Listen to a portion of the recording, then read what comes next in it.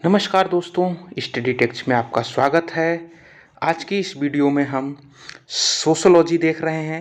यह class 12th की NCERT book है और इस बुक का नाम भारतीय समाज है।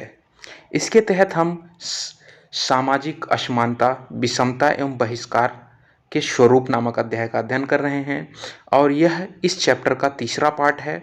पहला और दूसरा पार्ट आप चैनल के प्लेलिस्ट से देख सकते हैं और इस वीडियो में हम कुछ महत्वपूर्ण प्रश्नों का उत्तर की चर्चा करेंगे।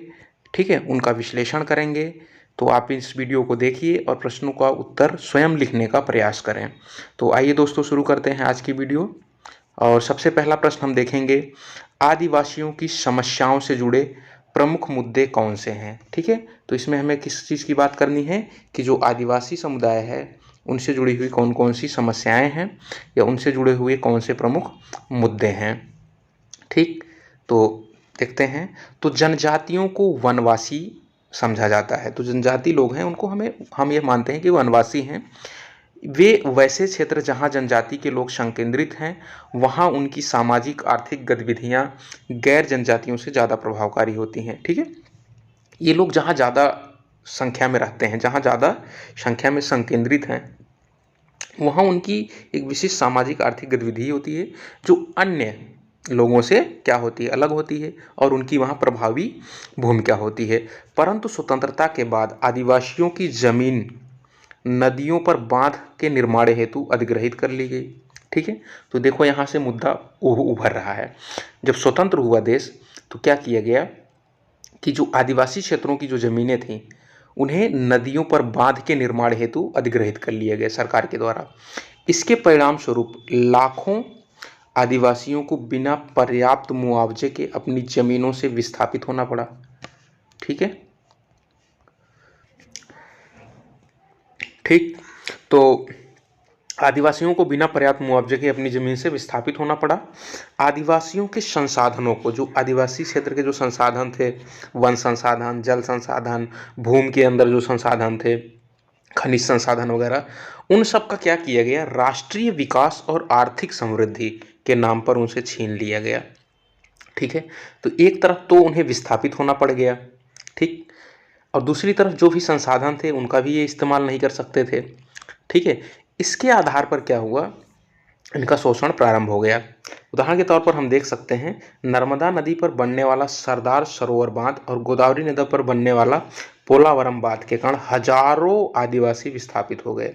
ठीक है, जब नर्मदा नदी पर सरदार सरोवर बांध बनाया गया और गोदावरी नदी पर पोलावरम बांध बनाया गया, तो जब बांध बनाया जाता है तो आसपास के क्षेत्रों से मिट्टी वगैरह सारी चीज़ ली जाती है, वहाँ तमाम तरह का डेवलपमेंट किया जाता है बांध से संबंधित, इसलिए वहाँ से लोगों को हटा दिया जाता है। तो आदिवासियों को विस्थापित होना पड़ा।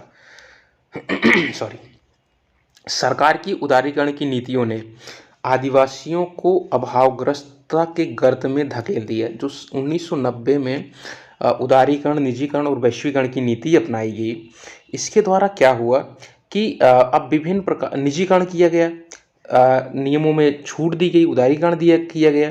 इससे क्या हुआ, विभिन्न अपने देश की अनेक निजी कंपनियां, विदेशों से अनेक कंपनियां भारत में आई और उन्होंने आदिवासी क्षेत्रों में अपना डेवलपमेंट चालू किया, वहाँ कारखाने लगाए।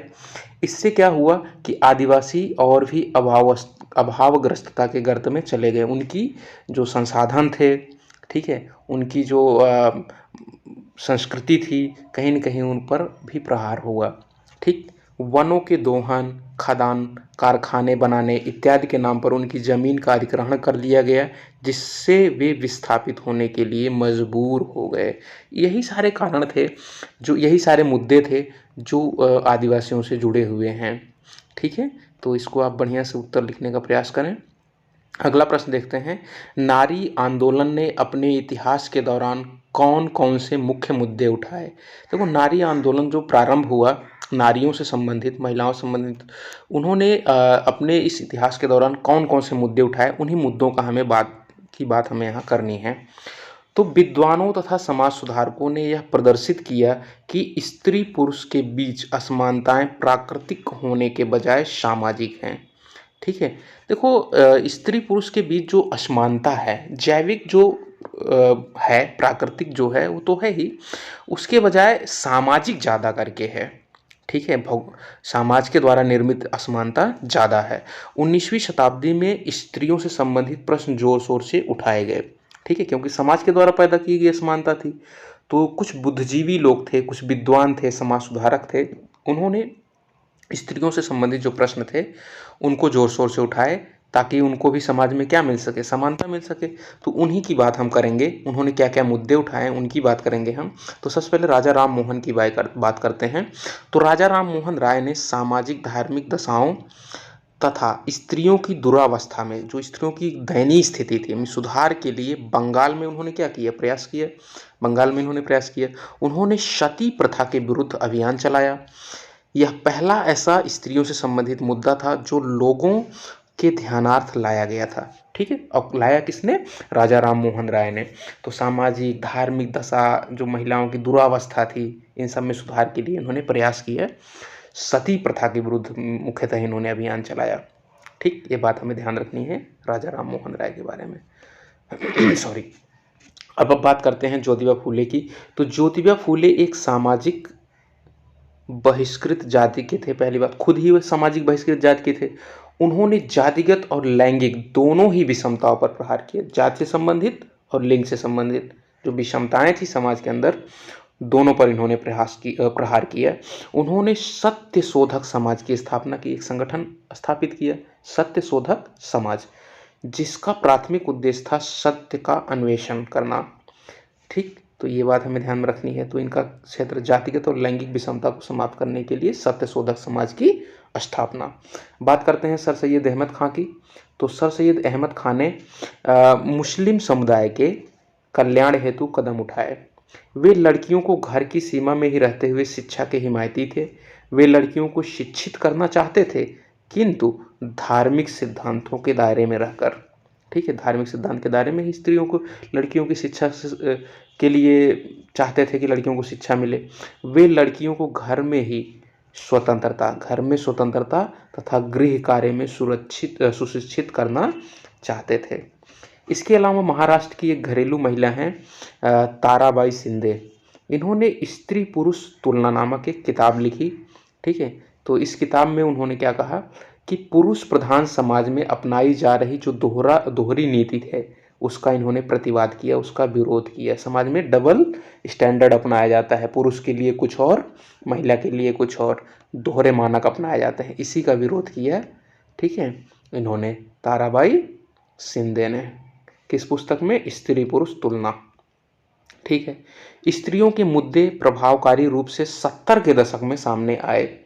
स्त्रियों से संबंधित ज्वलंत मुद्दों में पुलिस कस्टडी में महिलाओं के साथ बलात्कार, दहेज हत्याएं, लैंगिक असमानता इत्यादि प्रमुख थे, जो 70 के दशक में उभर कर सामने आए। इधर नई चुनौतियां लड़कियों के जन्म दर में अत्यधिक कमी के रूप में सामने आई। ठीक है, लड़कियों को जन्म ही नहीं लेने दिया जा रहा था, भ्रूण हत्या जैसी बातें सामने आई। ठीक है, जो सामाजिक विभेद का द्योतक है। ठीक है, तो ये सारे मुद्दे हम देख रहे हैं नारीवादी आंदोलन के द्वारा उठाए गए। अगले प्रश्न की बात करें तो हम यह किस अर्थ में कह सकते हैं कि अक्षमता जितना शारीरिक है उतना ही सामाजिक भी। यहाँ हम बात करेंगे अक्षमता की, यानी विकलांगता की। तो जो अक्षमता या विकलांगता है, शारीरिक तो होती ही है, उसके साथ ही उससे कहीं न कहीं ज़्यादा करके सामाजिक होती है, समाज के द्वारा थोपी गई होती है। ठीक है, तो ये किस अर्थ में है उसी को हमें यहाँ स्पष्ट करना है।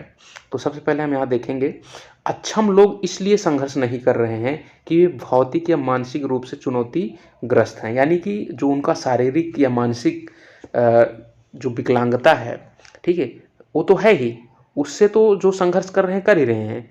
लेकिन जो सबसे बड़ा संघर्ष है वो यह इसलिए है कि वे समाज में जो रीतियां हैं, जो सोच है, उसके अनुसार उनकी ज़रूरतें पूरी नहीं कर पा रहे हैं। इसलिए भी उन्हें क्या करना पड़ रहा है, संघर्ष झेलना पड़ रहा है।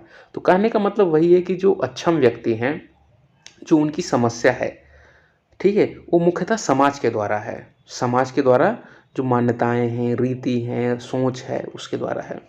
ठीक है, जब भी कभी किसी अक्षम व्यक्ति के साथ कोई समस्या आती है तो यह मान लिया जाता है कि यह समस्या उसकी अक्षमता के कारण ही उत्पन्न हुई है है नहीं। तो ये मान्यता है समाज के अंदर, है नहीं। अक्षमता को एक जैविक कारक के रूप में माना जाता है, ठीक है, ये भी समझा जा रहा है। ये भी कहीं ना कहीं एक कारण है उनका। अक्षम व्यक्ति को हमेशा एक पीड़ित व्यक्ति के रूप में देखा जाता है ना, बेचारा समझा जाता है नहीं, बेचारा ऐसा कहा जाता है अक्षम व्यक्ति को। ये जबकि गलत बात है, ऐसा नहीं है।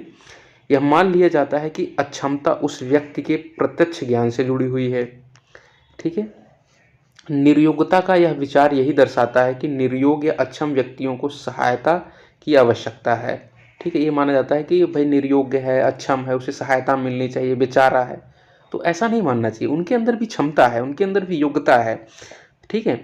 हम उनके साथ इस तरह का भेदभाव नहीं कर सकते हैं। हाँ, अगर उनकी कुछ भौतिक या मानसिक अगर उनके अंदर कमी है तो उनकी अपनी व्यक्तिगत कमी है, ठीक है। तो इसलिए उनको हम कमज़ोर नहीं समझें, ठीक। सॉरी। भारतीय संस्कृति में अक्षम शरीर को भाग्य का परिणाम माना जाता है तथा इसे पिछले कर्मों का फल माना जाता है। ऐसी मान्यता है अपने देश के अंदर। अपनी संस्कृति में क्या मान्यता है कि अगर कोई व्यक्ति अक्षम है, अपंग है, तो ये मान लिया जाता है कि उसका भाग्य है, अपने भाग्य के कारण ऐसा हुआ है, किसी पिछले कर्म का फल है, ठीक है। यहाँ तक कि पौराणिक कथाओं में जो अक्षम व्यक्ति हैं उनके चरित्र को बहुत ही निगेटिव रूप से प्रस्तुत किया गया है, नकारात्मक रूप से प्रस्तुत किया गया है, ठीक है। तो ये सारी मान्यताएं हैं, ठीक है, जो एक अक्षम व्यक्ति का शोषण का कारण भी बन रही हैं एक तरीके से, है ना। उनको बेचारा समझा जा रहा है। इस प्रकार अक्षम व्यक्ति अपनी जैविक अक्षमता के कारण विकलांग नहीं है, बल्कि समाज के कारण है, ठीक है। तो ये सारी चीज़ें हम देख सकते हैं। जो उनकी जैविक अक्षमता जो है वो तो है ही, हाथ नहीं है, पैर नहीं है, मानसिक रूप से विक्षिप्त हैं, वो तो है ही। उसके बावजूद, उसके अलावा भी समाज के द्वारा बहुत सारी मान्यताएं हैं, तमाम तरह की रूढ़ियाँ हैं, विचार हैं, ठीक है। वो सारी चीज़ें भी कहीं ना कहीं उनको अक्षम बना रही हैं। ठीक है। तो ये है प्रश्न। तो इस वीडियो में हमने कुछ महत्वपूर्ण प्रश्नों का विस्तृत वर्णन किया। अगर यह वीडियो आपको पसंद आया हो, वीडियो को लाइक करें, शेयर करें। अगर चैनल को सब्सक्राइब नहीं कर रखा है तो चैनल को सब्सक्राइब करें तथा नोटिफिकेशन प्राप्त करने के लिए बेल आइकन को दबाएं, ठीक है। वीडियो देखने के लिए धन्यवाद।